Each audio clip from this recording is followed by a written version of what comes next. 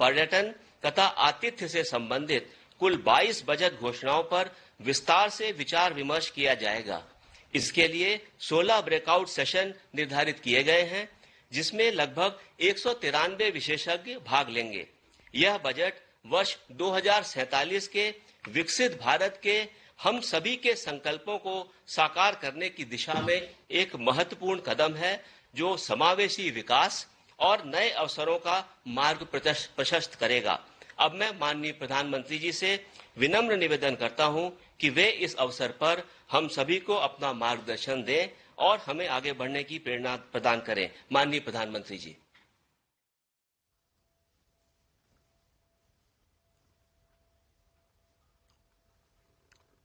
साथियों, बजट के बाद वेबिनार की इस सीरीज में आज चौथा और अहम वेबिनार है। फुलफिलिंग एस्पिरेशंस ऑफ पीपल, यानी जन आकांक्षाओं की पूर्ति। ये केवल एक चर्चा का विषय नहीं है, ये इस बजट का मूल ध्येय है और इस सरकार का संकल्प भी है। इन जन आकांक्षाओं की पूर्ति का बहुत बड़ा माध्यम education, skill, health, tourism, sports, culture, ऐसे मूलभूत सेक्टर्स हैं। इसलिए इस वेबिनार में हम इन महत्वपूर्ण आयामों पर चर्चा कर रहे हैं। बजट घोषणाओं के इम्प्लीमेंटेशन के लिए इन विषयों से जुड़े सभी एक्सपर्ट्स, पॉलिसी मेकर्स और स्कॉलर्स, एंटरप्रेन्योर्स और मेरे युवा साथी, आप सभी के विचार और सुझाव बहुत अहम है।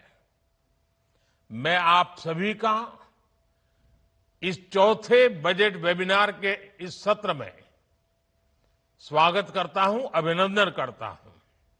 साथियों, भारत आज प्रिवेंटिव और होलिस्टिक हेल्थ के लिए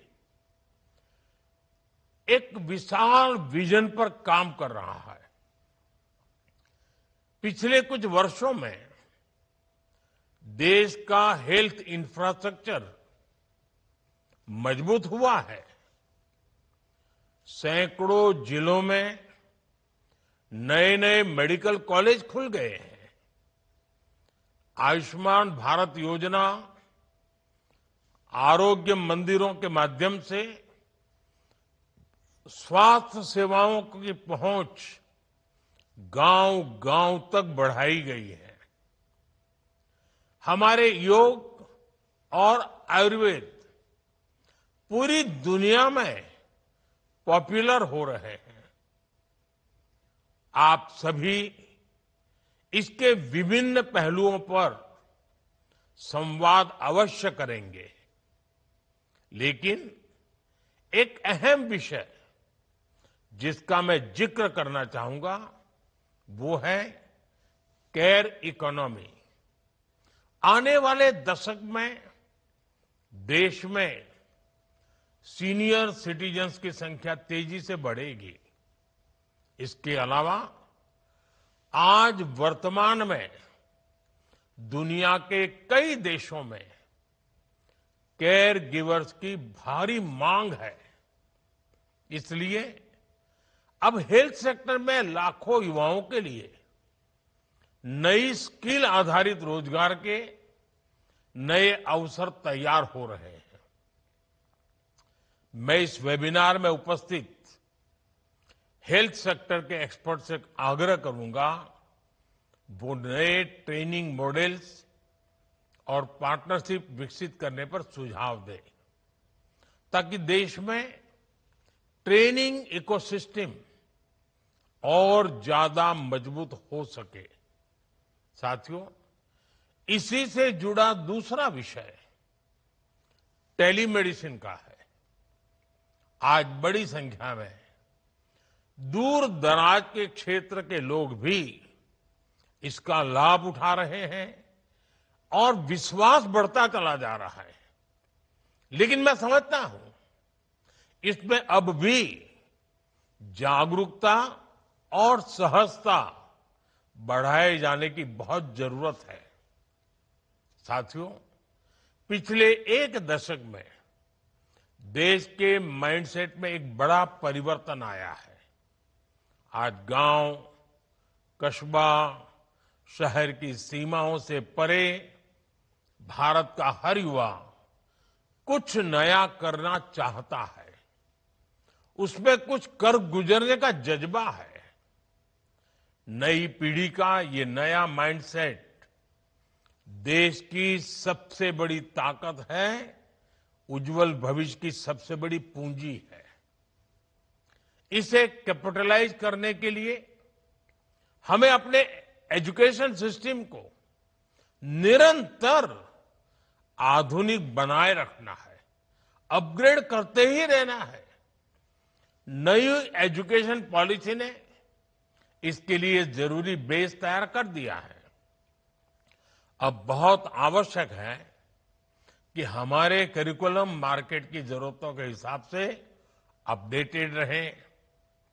हमें हमारे एजुकेशन सिस्टम को रियल वर्ल्ड इकोनॉमी से जोड़ने की प्रक्रिया को और तेज करनी होगी। एआई और ऑटोमेशन, डिजिटल इकोनॉमी और डिजाइन ड्रिवन मैन्युफैक्चरिंग, ऐसे विषयों पर हमें फोकस और बढ़ाना होगा। साथियों, देश में एजुकेशन को एम्प्लॉयमेंट और एंटरप्राइज से जोड़ने की दिशा में लगातार काम हो रहा है। यूनिवर्सिटी टाउनशिप जैसे नए मॉडल्स में हमारे इसी अप्रोच का प्रतिबिंब है।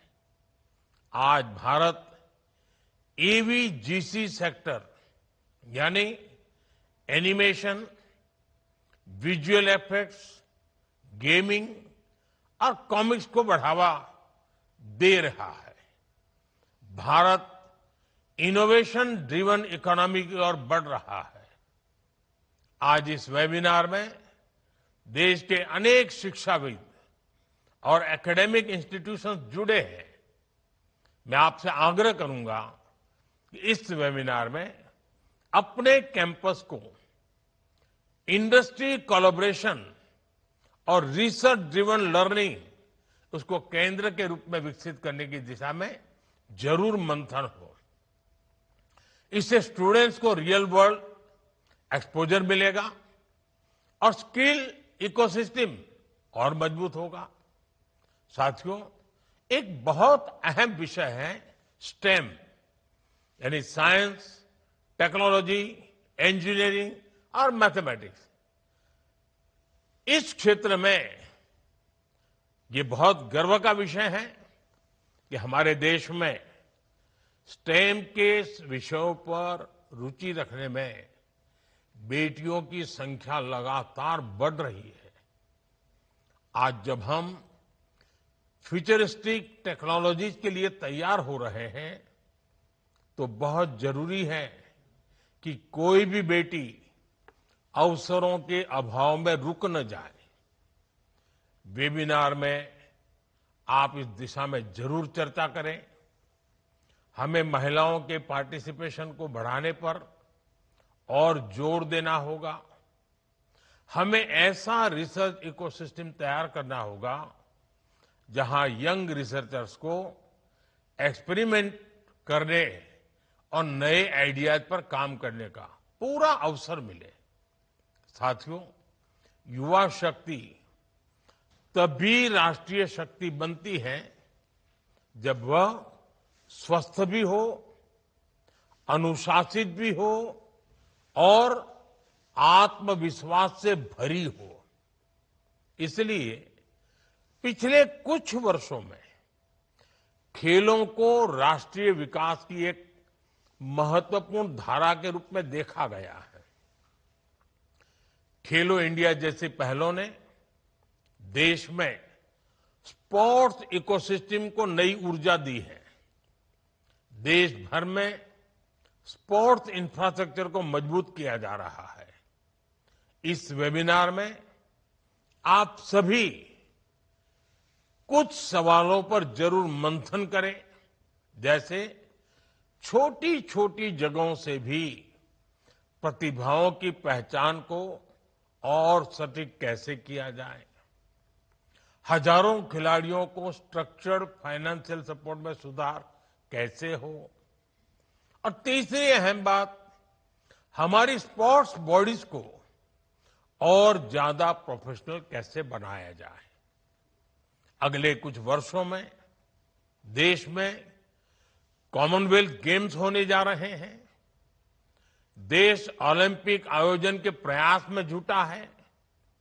ऐसे में हमें आज कम आयु के खिलाड़ियों को पहचान कर उन्हें तराशना होगा, तभी अंतर्राष्ट्रीय प्रतियोगिताओं में भारत का परचम लहरा पाएगा। साथियों, टूरिज्म और कल्चर रोजगार के नए अवसर बढ़ाने में बड़ी भूमिका निभाते हैं। जब किसी स्थान पर टूरिज्म बढ़ता है तो उस स्थान या उस शहर की ब्रांडिंग भी बढ़ जाती है। इससे उस शहर का ओवरऑल डेवलपमेंट भी बहुत तेज हो जाता है। भारत में ऐसे ऐतिहासिक स्थलों की कोई कमी नहीं है, लेकिन लंबे समय तक टूरिज्म कुछ चुनिंदा स्थानों तक ही सीमित रह गया। अब हमें देश के कोने कोने में टूरिस्ट डेस्टिनेशन को नए सिरे से डेवलप करने पर फोकस कर रहे हैं। साथियों, आप सभी इस वेबिनार में भारत के टूरिज्म इकोसिस्टम को मजबूत करने के लिए होलिस्टिक अप्रोच पर जरूर चर्चा करें। Train guides, hospitality skills, digital connectivity, community participation, स्वच्छता, टूरिज्म और इनसे जुड़े विषयों पर आपके सुझाव बहुत अहम होंगे। साथियों, जब इंस्टीट्यूशंस, इंडस्ट्री, एकेडेमिया मिलकर काम करते हैं तो परिवर्तन की गति तेज हो जाती है। बजट के बाद वेबिनार की जो ये सीरीज हुई है, मुझे विश्वास है उससे आने वाले समय के लिए ठोस दिशा मिलेगी। ऐसे ही प्रयासों से विकसित भारत की नींव और मजबूत होगी। और साथियों, ये बड़ा सुखद अनुभव है कि वेबिनार की परंपरा के कारण